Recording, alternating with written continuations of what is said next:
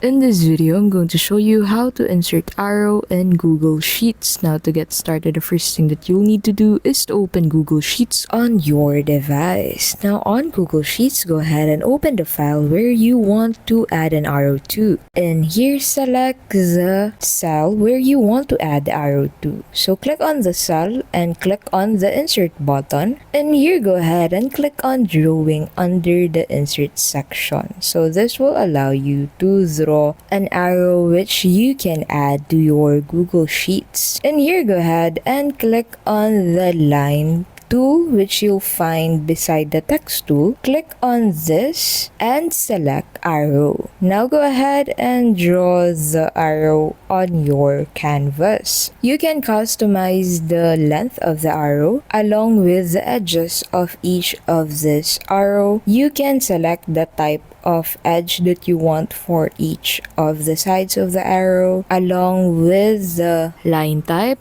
along with the arrow thickness. So you can set it to 24px. You can also change the color of your arrow depending on your color preference. And once you're done with this, you can just go ahead and click on save and close. And this will be placed on the cell that you've selected. So you can move this arrow from one place to another and make it shorter if you want to. Thank you so much for watching, and we'll see you in the next video.